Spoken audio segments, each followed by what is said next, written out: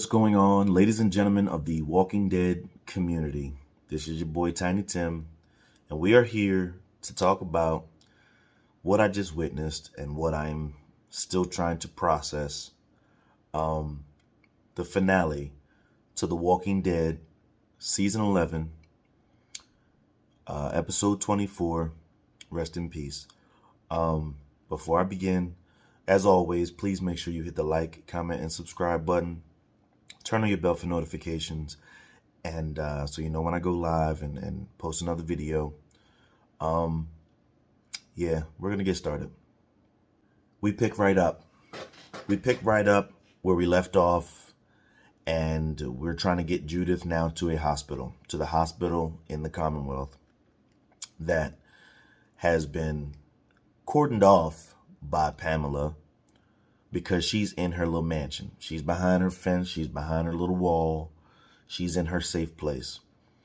But this gives everyone a chance to get to the hospital, to actually get Judith and everyone else the care they need. And the intro was kind of wild. We got to see Daryl take a spill. He's out. Judith tried to save him, which honestly, that kind of looked like a dream sequence to me. So it didn't feel like it was real. It didn't feel like it was real. But I do want to say I'm glad they did give us an hour and a half for the finale. I would have liked more, but I appreciate it. And then they give us the intro. And I will say this, the intro music for season 11 is probably the best version of the theme song that I've heard. Minor tweaks here and there over the years, but this particular season, maybe even this second and third parts, kind of gave us the song is already ominous as is, but a lot of the chord progressions in the opening theme, I really felt like were important to telling the story, just as important as the script and the actors and what we saw on the screen. I think the intro music really set the tone. Now, I've been trying to stay away from that remark all season to see if it is different. And I think it has been the same the entire season 11, but the dark and ominous changes in the music, I really appreciate them. As a musician, I really do appreciate the effort put into telling that story and that intro montage. It's fucking perfect. So, last week's episode, I talked about how the musician and the lady I'd never seen before, which happened to be, I'm assuming, his newfound wife. Still don't remember her. But again, like we said, they're bringing in characters to give them a final tie up in the bow and just have an ending. We see that they're the first to go down in the fray, and all the clusterfuck of them trying to get into that hospital, and everybody's shooting, and they're totally surrounded. It really felt like there was no out for them. And just like we had saw in the previous episode, Lydia reaching for Elijah, losing her arm, he does the same exact thing. Love in the apocalypse is going to get someone killed. It ended up getting her killed. It ended up getting his leg bitten, trying to save a rescue and reach out for her. So not only did he have to watch his lady get dragged off by a ton of walkers with variants mixed in, he also took a spill, took one for the team, as I guess. It wasn't really a take one for the team. He really got his Achilles bit. Like, he really got bit up. As we've seen in the past, that's salvageable. We could have saved him. However, the hacksaw that they used to try to cut his leg off, yeah, they did all that before the doctor could get there, so he lost entirely too much blood, and he didn't make it. I think they could have put a little more effort into trying to save him. I think it was a little loose. I think it was a little carefree and a little bit of a cheat to just cut his leg off and then I don't make it. You know what I mean? I just felt like that was a little cheesy. But again, like I said last week or last week's episode, some of these characters, if you're going to kill them off, do it something like that. Quick, fast, aggressive, get them out the picture sooner than later. We start the episode with that. And I'm like, okay. I did say I wanted it, but at the same time, I'm looking at it like, this is the end. This is the finale. And a lot more people can, will, and may die before we get to the end of this. And this is in the first couple minutes. And I was feeling really good about the episode, and I see that, and I'm like, I knew it. Somebody wasn't going to make it. Now, that being said, I do feel like episodes 7 and 8, or episodes 23 and 24, could have been one episode. Or at least the beginning of this finale episode may have been better suited for the end of the previous episode.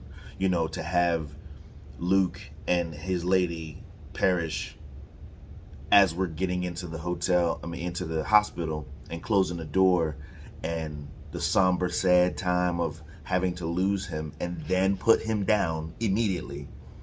I think would have been a good way to end the episode prior, and then start the episode with that amazing hallway sequence of them trying to get Judith and this gurney out of the hospital, and walkers are coming from every angle. A lot of it was one shot, what felt like one shot to me, a lot of active camera movement, and I really appreciated that because it felt more like seasons 1 through 3, where not that particular style, but that felt more, it's intense. I gotta feel it. There's a sense of urgency because we don't know what the fuck to do. And I really got season 1 through 3 vibes when it came to the walkers and that hotel scene. I keep calling it a hotel, and that hospital hallway scene I thought was amazing. And I really feel like I'm going to be talking this episode, more about the presentation of the episode than some of the content, or maybe just a combination of them. I didn't like the fact that Daryl, out of nowhere, 12 years later, 11 seasons later, now says that he's a universal donor and tries to give Judith a blood transfusion, or at least a couple pints or a pint. I don't like that.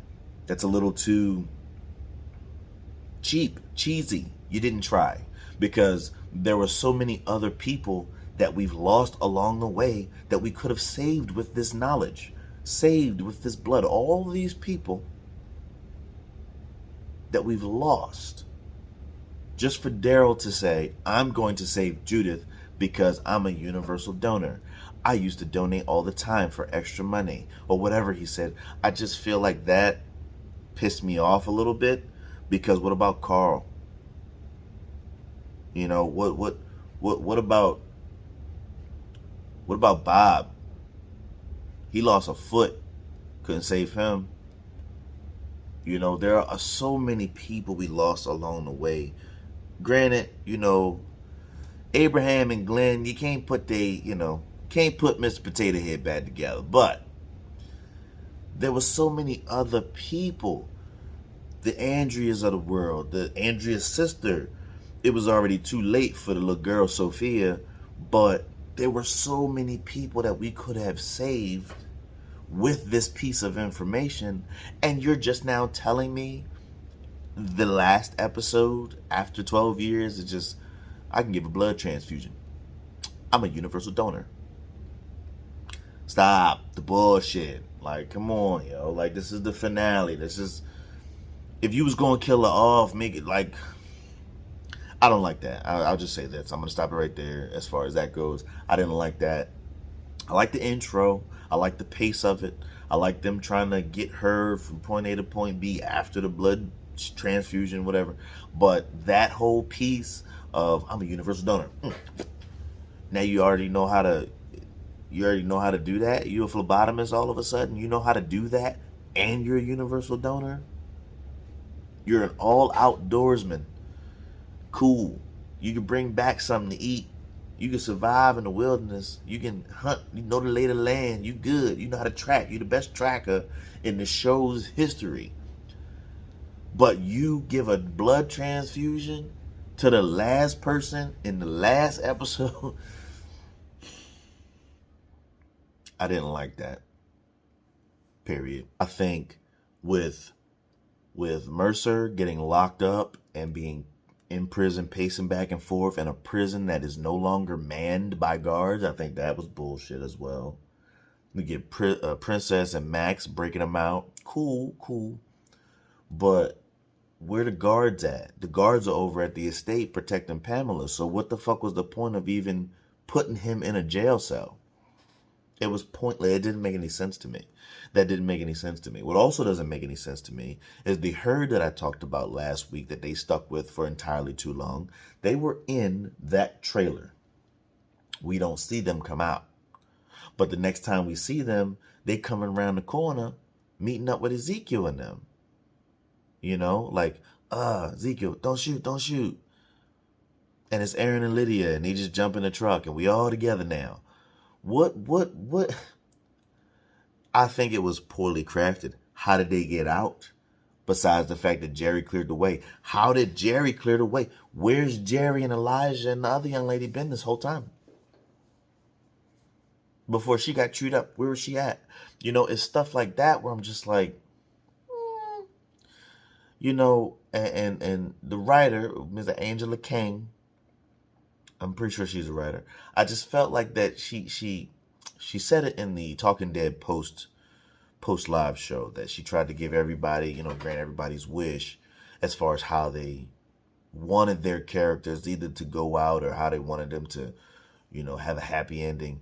And that's all well and good, but you also have to consider the viewer and the things that you've done with these characters over the last couple years. You have to remember what you did in storytelling in the past to continue to tell a solid story, a believable story, a believable tale. And what I got from it, it didn't really give me that she put enough effort into those characters and tying them up in a bow. Next time we see Jerry and Elijah, they're coming in the gate with the rest of the community, avoiding the walkers, Jerry's looking for his wife and kids. Elijah finds Lydia almost instantly, and I'm like, you know, that you really didn't take care of these characters' story. Now, I will say this. Having said what I said about last week's episode, no, I didn't care about them. But I'm a stickler for a proper storytelling. You have to give me the meat and the potatoes, not just either or. And I really feel like she is the writer. She gave it enough to have us on the edge of our seat, to make us not care about one group of people more than the other. But then all of a sudden there was this section of the show where it was just boom, boom, we're all together now. Everybody link it up. And it flowed with the original pace of the show. Act 1, I'll say. It flowed with the intense sense of urgency pace, but at the same time, the jumping around and telling this story and telling this piece. And where's Rosita and Gabriel and Eugene? Okay, let's talk about Aaron and Lydia. Now let's talk about Ezekiel, and let's talk about Max. And it just felt like too jumpy. Now, I'm going to pause right there and say, I do feel like my cons outweighed the pros with this episode in some aspects. But I think, me personally, it may not be anything the writers, directors, producers did wrong. It may have been my expectation was set too high. It was set too high, and there were things I wanted to see out of the episode as a viewer, long-time viewer, episode 1, day 1 viewer, that I didn't get. Now, this is a better ending than the last 2 seasons of True Blood. The last season of the first watch of the last season of Game of Thrones lost that whole last season, or the last couple episodes. This is a better watch. It was better, done better. It ended the story way better, and I couldn't have asked for it to end any. Well, yeah, I could. There are a lot of characters where I felt like, tie me up in a bow a little bit more. You know, I liked it. I appreciated it, the pace, but some of that stuff in the middle was a little too jumpy. I will say, when they finally got in the building and they're looking for the kids, which I don't know who the other little brown baby was, but I know Coco was in there. And the scene of Rosita demolishing those walkers like some John Wick shit, I just felt like that was dope, because it gave the single camera motion feel, the single shot. It gave that same vibe as it was in the hospital, trying to get out of that hospital hallway with all the walkers. And my mind's all over the place trying to figure out if they're gonna close up some doors and then right on it, dead inside, do not open. And then I'd have been like, oh, okay, so we've been watching somebody's dream this whole time, or somebody telling a story this whole time. That would have been dope. That would have took it to another level for me. But I think I set the bar too high of an expectation.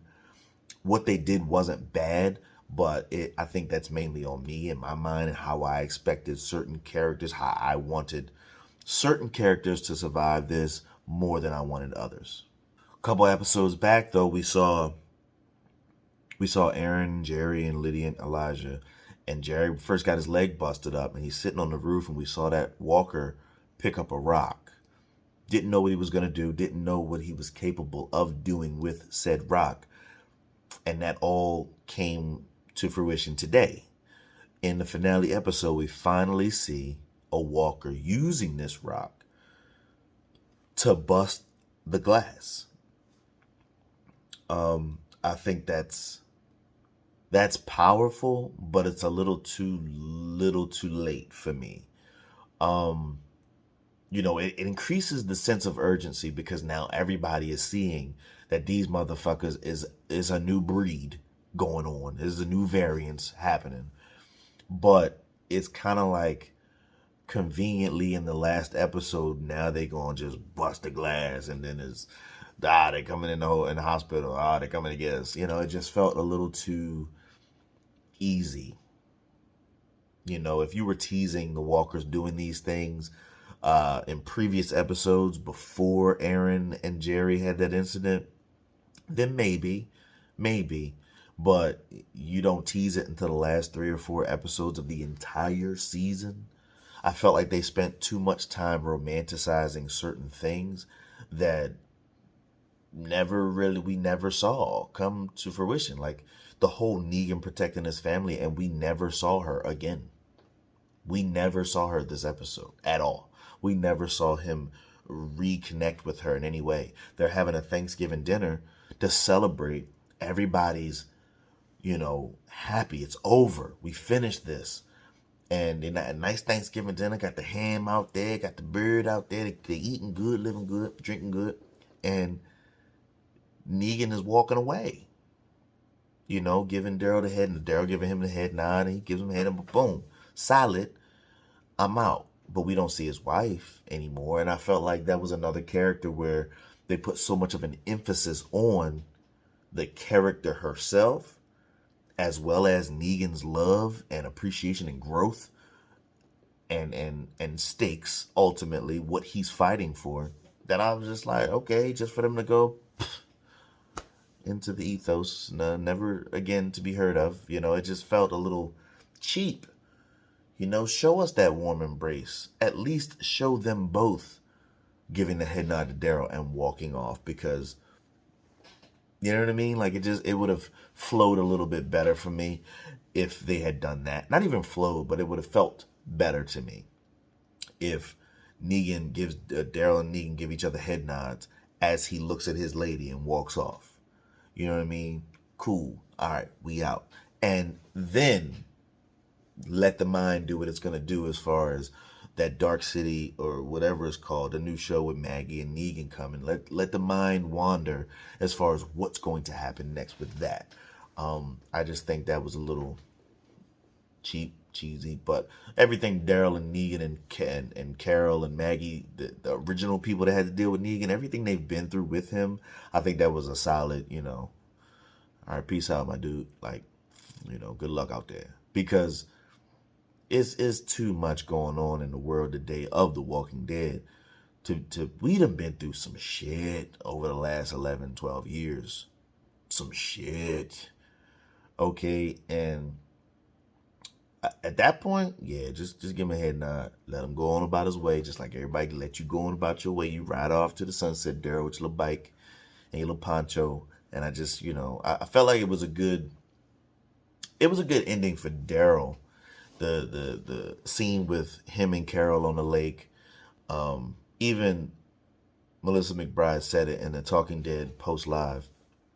That scene was not only Carol talking to Daryl, but it was her talking to Norma Reedus, because initially there was a lot of back and forth of, is she going to be in Daryl's spinoff show? Is she not? Is she is this?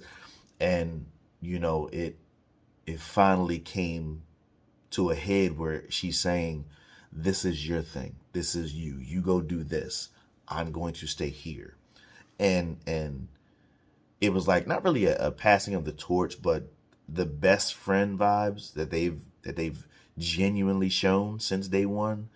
Everybody was trying to ship them. It's more of a friendship. They are best friends. They've been through a fuck ton together. A lot of emotional ups and downs when Daryl wanted to go or needed to go off and do his own thing. When Carol needed to go off and do her own thing and find themselves, and they always came back to each other. And that's why I appreciated the line that he said, where he said, it's not like you're never going to see me again. And I like that, because she might be able to make a cameo in his show, but they always find a way back to each other. And I appreciated that. Now, as they trying to get out this hospital, I seen a bunch of randoms that I ain't never seen before. A bunch of extras behind the main characters. Like, yo, they might be cannon fodder, yo. They might be, oops, trip, oops. We got to get the fuck out of here. You know what I mean? Like, they not going to make it. I ain't only seen them in that one scene. I don't know who the rest of them motherfuckers was. And I really feel like they got 8. I seen one blonde chick getting dragged up. I don't know who that was. But I feel like it was a necessary evil to put those extras in at that point, because it's kind of like hey, it's like plot armor. We got these extra people that we don't know who they are, cannon fodder number 1. We're just going to let these people get grabbed up. It'll be a great shot, but we don't lose any of our main characters in this emotional sequence. You know what I mean? Now I sit here and I look at this episode and I see this pipe scene with Rosita, Eugene, and Gabriel. And I put it in my notes that this pipe scene almost took Rosita from me. I didn't know. I didn't think. I thought she fell down.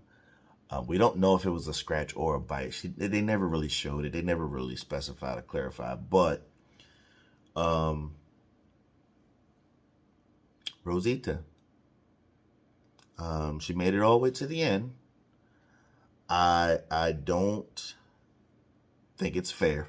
Naturally, she's one of my favorite characters since she was introduced. With her and Eugene and Michael Cutlass. I can't think of his name right now. Abraham. There we go. I do think she was one of my favorite characters since then. With the hat on, she always had the hat on and everything. It was more comic accurate. But I do love her growth and I just loved everything about her in this show. I don't like that. I love how hard she fought. What I don't like is it's a little too cheesy for her to get bit on the back.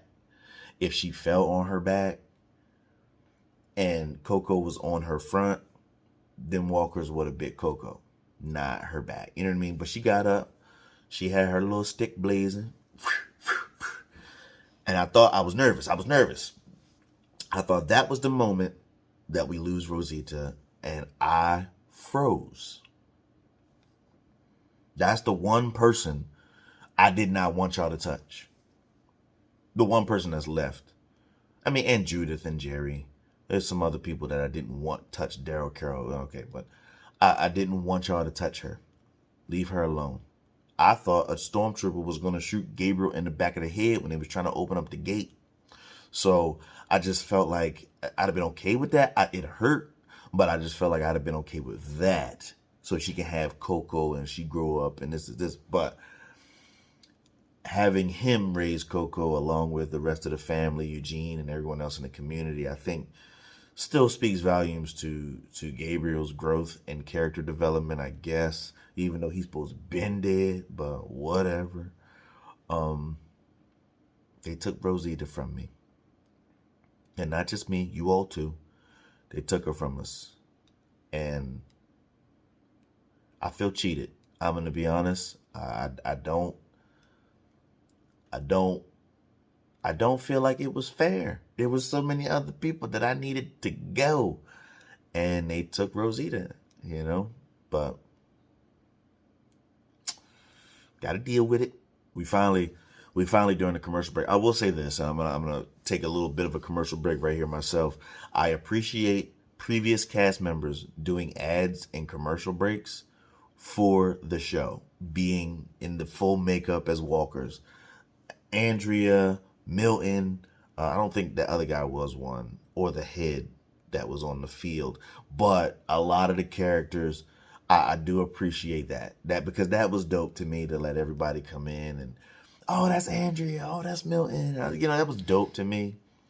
Milton wasn't a bad character. He meant well. He followed the governor. He meant well. Andrea pissed me off every episode she was in, but when she died, I was like, damn, that's crazy. It didn't really hit me too hard because she's one of the characters that annoyed me from the very fucking beginning. But it was dope to see them in the commercial breaks. That was cool. We finally got a chance to see the new shows coming out, the spinoffs. We got the show with Negan and Maggie. We got Daryl's show, and we also finally see officially the Rick and Michonne spinoff show or series or whatever it is. I'm glad for that. And like I said a couple episodes back where I showed the clip from Denai Guerrero's Instagram page that I knew they weren't done. It's just how they were going to do it. But I like that commercial break, seeing all of those shows and the lineup to come in 2023. I really can appreciate that. I still think I'm going to cancel AMC Plus. But not because the show did me too wrong. I just feel like these shows coming next don't really, it's home. This is the home. This is home. This is Prime. This is Prime Walking Dead. They don't hold the same weight for me. Fear the Walking Dead is dope, and I'm going to tune in for that. I might tune in and check out the other ones, but I'm not going to be week to week. I don't know how I feel about that just yet. I'm still trying to process this finale, but I do appreciate that all the characters we're doing there, the dead ones anyway, we're doing the commercials. So we get our first little glance at Yumiko's brother finally being worth a damn, being a top surgeon in the Commonwealth or whatever the fuck. I think Daryl doing what he did saved Judith's life, because it was able to sustain her long enough so he could do what he needed to do by the time they got to him. But I just feel like he's finally worth a damn. Finally. All season, Negan has been trying to not necessarily make amends. He hasn't been trying to make amends, but what he's been trying to do is apologize in through his actions. So he was trying to take the gun from Maggie and ask her what she's doing with that, and he's been looking out for Maggie this whole season. Even when she didn't know which way she was going, which way was up, all she knew was, I got to keep Herschel next to me. Negan was one of those people who kept Herschel safe, and Negan was once again trying to save her from the mental anguish. Or like he said, if you take that shot, all hell's coming down on you, and I'm gonna take that brunt for you. I can't apologize anymore, other than saying I'm sorry for what I did to you and Herschel, but I gotta do this for you. I'm deeply sorry. I knew it. I know what that feels like when I was about to lose my everything last week. And I'm like, cool, but it felt empty.